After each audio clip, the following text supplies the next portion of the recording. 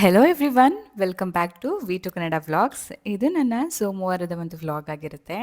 So ಬೆಳಗ್ಗೆನೇ ಬೇಗ ಎದ್ಬಿಟ್ಟು ನನ್ನ ಒಂದು ಬೆಳಗಿನ ಏನು ರುಟೀನ್ ಇತ್ತು ಅದನ್ನು ಸ್ಟಾರ್ಟ್ ಮಾಡ್ಕೊಂಡಿದ್ದೀನಿ.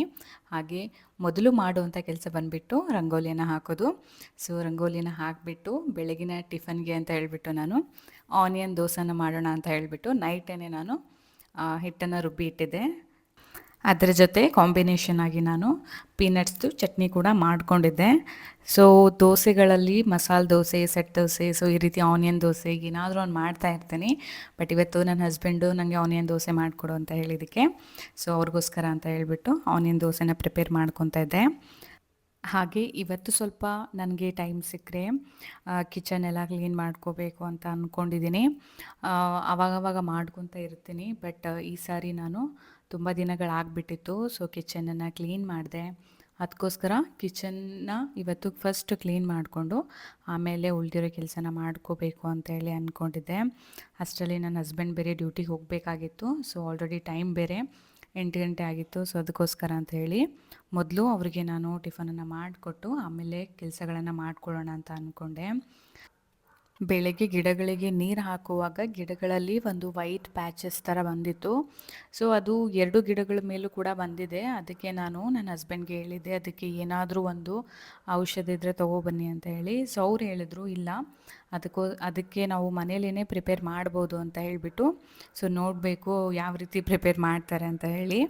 ಸೊ ಹೇಳ್ತಾಯಿದ್ರು, ಈ ರೀತಿ ಏನೋ ಒಂದು ಮನೇಲೇ ಕೆಲವೊಂದು ಇಂಗ್ರೀಡಿಯೆಂಟ್ಸ್ನ ಯೂಸ್ ಮಾಡಿಕೊಂಡು ಸೊ ಅದನ್ನು ನಾವು ಒಂಥರ ಸ್ಪ್ರೇ ಟೈಪಲ್ಲಿ ಮಾಡಿಕೊಂಡು ಗಿಡಗಳಿಗೆ ಈ ರೀತಿ ಮಾಡೋದ್ರಿಂದ ಸೊ ಅದೆಲ್ಲ ಕಡಿಮೆ ಆಗುತ್ತೆ ಅಂತ ಹೇಳ್ಬಿಟ್ಟು. ಸೊ ಅದಕ್ಕೋಸ್ಕರ ನೋಡಬೇಕು ಅವ್ರು ಏನು ಮಾಡ್ತಾರೆ ಅಂತ ಹೇಳಿ.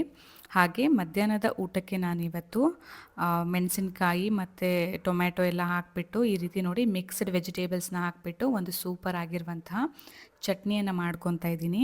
ಹಾಗೆ ಅದಕ್ಕೆ ಕಾಂಬಿನೇಷನ್ ಆಗಿ ನಾನಿವತ್ತು ಒಂದು 3 ಥರದ ಹಿಟ್ಟುಗಳನ್ನು ಬಳಸಿಬಿಟ್ಟು, ಅಂದರೆ ಮೈದಾ ಹಿಟ್ಟು, ಅಕ್ಕಿ ಹಿಟ್ಟು ಹಾಗೆ ಚಿರೋಟಿ ರವೆನ ಬಳಸಿಬಿಟ್ಟು ನಾನಿವತ್ತು ರೊಟ್ಟಿನ ಮಾಡ್ಕೊಳ್ಳೋಣ ಅಂತ ಅಂದ್ಕೊಂಡಿದ್ದೀನಿ.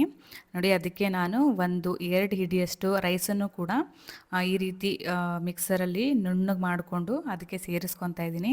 ತುಂಬ ಚೆನ್ನಾಗಿರುತ್ತೆ, ಒಂದು ಸಾರಿ ನೀವು ಟ್ರೈ ಮಾಡಿ ನೋಡಿ. ಸೊ ಇದಕ್ಕೆ ನಮಗೆ ಯಾವ ವೆಜಿಟೇಬಲ್ ಇಷ್ಟ ಆಗುತ್ತೆ ಅದನ್ನು ನಾವು ಹಾಕ್ಕೊಬೋದು.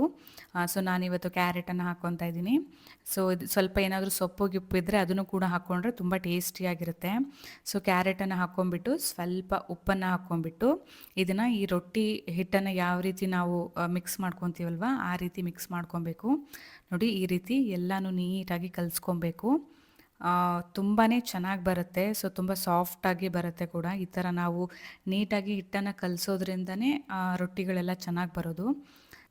ಈಗ ನಾನು ಏನು ಪಾತ್ರೆಯಲ್ಲಿ ಬೇಯಿಸ್ಕೊಳ್ಳೋಕೆ ಇಟ್ಕೊಂಡಿದ್ನಲ್ವ ಎಲ್ಲ ವೆಜಿಟೇಬಲ್ಸು ನೋಡಿ ಎಲ್ಲ ನೀಟಾಗಿ ಬೆಂದಿದೆ. ಸೊ ಈ ಒಂದು ಹದಕ್ಕೆ ಅದು ಬೆಂದ ಮೇಲೆ ನಾವು ಇದನ್ನೆಲ್ಲ ಕ್ಲೀನಾಗಿ ನೀರನ್ನು ತೆಗೆದುಬಿಟ್ಟು ಮಿಕ್ಸಿ ಜಾರ್ಗೆ ಹಾಕ್ಕೊಬೇಕಾಗತ್ತೆ. ಮಿಕ್ಸಿ ಜಾರ್ಗೆ ಇದನ್ನು ಹಾಕ್ಕೊಂಡು ಆಮೇಲೆ ನಾವು ಇದನ್ನು ರುಬ್ಕೋಬೇಕು. ಬಟ್ ಇದು ಬಿಸಿ ಇರೋದ್ರಿಂದ ಸ್ವಲ್ಪ ಆರೋವರೆಗೂ ನಾವು ಕಾಯಬೇಕು. ಅದಾದಮೇಲೆ ಇದಕ್ಕೆ ನೋಡಿ ಒಂದು ಬೆಳ್ಳುಳ್ಳಿನ ಬಿಡಿಸಿ ಇದಕ್ಕೆ ಹಾಕ್ಕೊತಾ ಇದ್ದೀನಿ. ಹಾಕ್ಕೊಂಬಿಟ್ಟು ಇದನ್ನು ನುಣ್ಣಗೆ ರುಬ್ಬಿ ತೆಗೆದಿಟ್ಕೊಂಡ್ರೆ ನಮಗೆ ಒಂದು ಸೂಪರ್ ಆಗಿರುವಂತಹ ಚಟ್ನಿ ರೆಡಿಯಾಗುತ್ತೆ. ಈ ಒಂದು ಚಟ್ನಿನ ನಾವು ದೋಸೆ, ಚಪಾತಿ ಮತ್ತು ಈ ರೀತಿ ರೊಟ್ಟಿಗೆ ಯೂಸ್ ಮಾಡೋದ್ರಿಂದ ಟೇಸ್ಟ್ ಚೆನ್ನಾಗಿರುತ್ತೆ. ಇವಾಗ ನಾನು ರೊಟ್ಟಿನ ಪ್ರಿಪೇರ್ ಮಾಡ್ಕೊತಾ ಇದ್ದೀನಿ. ನೋಡಿ ರೊಟ್ಟಿ ಮಾಡ್ಕೊಳ್ಳೋದಕ್ಕೆ ಇದು ನಾರ್ಮಲ್ ರೊಟ್ಟಿ ಥರ ಮಾಡ್ಕೊಳ್ಳೋದಕ್ಕಾಗೋದಿಲ್ಲ. ಸೊ ಕೆಳಗೆ ಸ್ವಲ್ಪ ಆಯಿಲನ್ನು ಹಾಕ್ಕೊಬೇಕಾಗುತ್ತೆ. ಈ ರೀತಿ ಹಿಟ್ಟನ್ನು ರೌಂಡ್ ಟೈಪ್ ಮಾಡಿಕೊಂಡು ನೀಟಾಗಿ ಸ್ವಲ್ಪ ಈ ರೀತಿ ರೊಟ್ಟಿ ಬಡಿತೀವಲ್ವ ಆ ರೀತಿ ಬಡಿತಾ ಹೋದರೆ ಸೊ ಸಾಕು. ಇಲ್ಲಾಂದರೆ ಈ ರೀತಿ ಕೈಯಲ್ಲೇ ಆಗೋದಿಲ್ಲ ಅಂತಂದರೆ ಇದ್ರ ಮೇಲೆ ಇನ್ನೊಂದು ಇದೇ ಥರ ಒಂದು ಪೇಪರನ್ನು ಹಾಕ್ಕೊಂಡು ಆಗ ನೀವು ನೀಟಾಗಿ ಎಲ್ಲ ಕಡೆ ಪ್ರೆಸ್ ಮಾಡಿದ್ರೆ ಸೊ ಚೆನ್ನಾಗಿ ರೊಟ್ಟಿ ಅಂದರೆ ರೌಂಡ್ ಶೇಪಿಗೆ ಚೆನ್ನಾಗಿ ಬರುತ್ತೆ. ನೋಡಿ ನಾನು ಈ ರೀತಿ ಹಾಕ್ಕೊಂಡಿದ್ದೀನಿ ಲಾಸ್ಟಿಗೆ. ಸೊ ಶೇಪ್ ಕೂಡ ಚೆನ್ನಾಗಿ ಬಂದಿತ್ತು. ಇದಾದಮೇಲೆ ಇದನ್ನು ನಾವು ತೆಗೆದು ಹೆಂಚಿನ ಮೇಲೆ ಹಾಕ್ಕೊಂಡ್ರೆ ನಮಗೆ ರೊಟ್ಟಿ ರೆಡಿ ಆಗುತ್ತೆ. ಈಗ ನಾವು ಓನ್ಲಿ ಅಕ್ಕಿ ರೊಟ್ಟಿ ಮಾಡ್ತೀವಿ ಅಥವಾ ರಾಗಿ ರೊಟ್ಟಿ ಮಾಡ್ತೀವಿ, ಇಲ್ಲ ಜೋಳದ ಮಾಡ್ತೀವಿ ಅಲ್ವಾ. ಸೊ ಈ ರೀತಿ ಒಂದು 3 ಹಿಟ್ಟುಗಳನ್ನು ಸೇರಿಸ್ಕೊಂಡು ಆವಾಗವಾಗ ಸ್ವಲ್ಪ ತರಕಾರಿನೂ ಕೂಡ ಸೇರಿಸ್ಕೊಂಡು ಮಾಡ್ಕೊಂಡು ತಿನ್ನೋದು ತುಂಬಾ ಟೇಸ್ಟಿಯಾಗಿರುತ್ತೆ. ಸೊ ನೀವು ಕೂಡ ಒಂದು ಸಾರಿ ಟ್ರೈ ಮಾಡಿ. ನಾನು ಇದನ್ನು ತಿಂಗಳಿಗೆ ಒಂದು 2 ಅಥವಾ 3 ಸಾರಿ ಮಾಡ್ತೀನಿ. ಯಾಕಂದರೆ ಎನಿ ಟೈಮ್ ಮಾಡೋದಕ್ಕಾಗೋದಿಲ್ಲ. ಇದು ಕೂಡ ಯಾಕಂದರೆ ಇದ್ರದ್ದು ಸ್ವಲ್ಪ ಪ್ರೋಸೆಸ್ ಸ್ವಲ್ಪ ಜಾಸ್ತಿ ಇರೋದ್ರಿಂದ ಅಷ್ಟು ನಾವು ಮಾಡೋದಕ್ಕಾಗೋದಿಲ್ಲ. ಸೊ ಒಂದು ಟೈಮ್ ಸಿಕ್ಕಾಗ ನಾನು ಒಂದು 2, 3 ಸಾರಿ ಮಾಡ್ತೀನಿ ಅಷ್ಟೇ. ಹಾಗೆ ಇದೇ ಥರ ನಾನು ಅಕ್ಕಿದು ಸ್ವಲ್ಪ ರವೆ ಮಾಡ್ಕೊಂಬಿಟ್ಟು ಅದ್ರದ್ದು ಕೂಡ ನಾನು ಒಂದು ಕಡುಬನ್ನು ಮಾಡ್ಕೊತೀವಿ. ನಮ್ಮ ಊರ ಸೈಡಲ್ಲೆಲ್ಲ ಮಾಡ್ತಾರೆ. ಪ್ರಿಫರಬ್ಲಿ ಅದನ್ನು ನಾವು ನಾನ್ ವೆಜ್ಗೆ ಜಾಸ್ತಿ ಯೂಸ್ ಮಾಡೋದು. ಸೊ ಅದು ಬಂದುಬಿಟ್ಟು ಮಿಲ್ಟ್ರಿ ಕಡುಬು ಅಂತ ಹೇಳ್ಬಿಟ್ಟು. ಸೊ ನಾನು ನನ್ನ ಒಂದು ನೆಕ್ಸ್ಟ್ ವೀಡಿಯೋದಲ್ಲಿ ನಾನು ಅದನ್ನು ರೊಟ್ಟಿ ಟೇಸ್ಟನ್ನ ನನ್ನ ಹಸ್ಬೆಂಡ್ಗೆ ತಂದುಕೊಟ್ಟೆ ಹೇಗಿದೆ ಅಂತ ಹೇಳ್ಬಿಟ್ಟು. ಸೊ ಅವರು ಕೂಡ ತುಂಬ ಚೆನ್ನಾಗಿದೆ ಅಂತ ಹೇಳಿದ್ರು.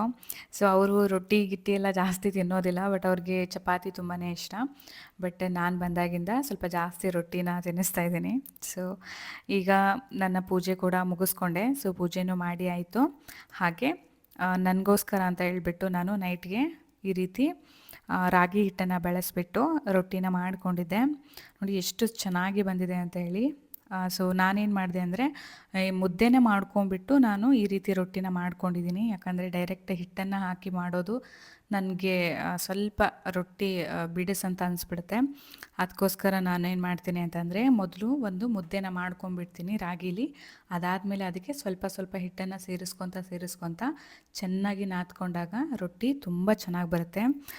ನೋಡಿ ಯಾವ ಥರ ಬಂದಿದೆ ಅಂತ. ಫುಲ್ ಪಫಿಯಾಗಿ ಕೂಡ ಬರುತ್ತೆ. ಈಗ ನಾನು ತೋರಿಸ್ತಿದ್ದೀನಿ ನೋಡಿ, ಫುಲ್ಲು ಉಬ್ಬಿದೆ ರೊಟ್ಟಿ. ಸೊ ಈ ರೀತಿ ರಾಗಿ ರೊಟ್ಟಿ ಮಾಡ್ಕೊಂಡು ತಿನ್ನೋದು ಕೂಡ ನಮ್ಮ ಆರೋಗ್ಯಕ್ಕೆ ತುಂಬಾ ಒಳ್ಳೆಯದು. ಸೊ ನಾನು ನನ್ನ ಒಂದು ವೀಕ್ಲಿ ನನ್ನ ಒಂದು ಏನು ಊಟ ಇರುತ್ತಲ್ವ ಅದರಲ್ಲಿ ರಾಗಿನ ತುಂಬ ಯೂಸ್ ಮಾಡ್ಕೊತೀನಿ. ಅದನ್ನು ಒಂದು ಗಂಜಿಯಾಗಾದರೂ ಯೂಸ್ ಮಾಡ್ಕೊತೀನಿ ಅಥವಾ ರೊಟ್ಟಿಯಾಗಾದರೂ ಸಹ ನಾನು ಅದನ್ನು ಯೂಸ್ ಮಾಡ್ಕೊತೀನಿ. ಹಾಗೆಯೇ ನನ್ನ ಹಸ್ಬೆಂಡು ನೈಟ್ ಡ್ಯೂಟಿ ಇರೋದ್ರಿಂದ ಅವರಿಗೆ ನಾನು ಸಿಂಪಲ್ಲಾಗಿ ಒಂದು ಎಗ್ ರೈಸನ್ನು ಮಾಡಿಕೊಟ್ಟಿದ್ದೆ. ಹಾಗೆ ಅದ್ರ ಜೊತೆ ಸ್ವಲ್ಪ ಫ್ರೂಟ್ಸ್ ಆ್ಯಂಡ್ ವೆಜಿಟೇಬಲ್ಸ್ನೆಲ್ಲ ಹಾಕಿಬಿಟ್ಟು ಸಲಾಡ್ ಕೂಡ ರೆಡಿ ಮಾಡಿಕೊಟ್ಟಿದ್ದೆ. ಆ್ಯಕ್ಚುಲಿ ಅವರು ಇವತ್ತು ಚಪಾತಿ ಏನೂ ಬೇಡ ನನಗೆ, ಸೊ ಸಿಂಪಲ್ಲಾಗಿ ಮಾಡಿಕೊಡು ಅಂತ ಹೇಳಿದರು. ಸೊ ಅದಕ್ಕೋಸ್ಕರ ಜಸ್ಟ್ ಸಲಾಡ್ ಮತ್ತು ಎಗ್ ರೈಸನ್ನು ರೆಡಿ ಮಾಡಿಕೊಟ್ಟಿದ್ದೆ.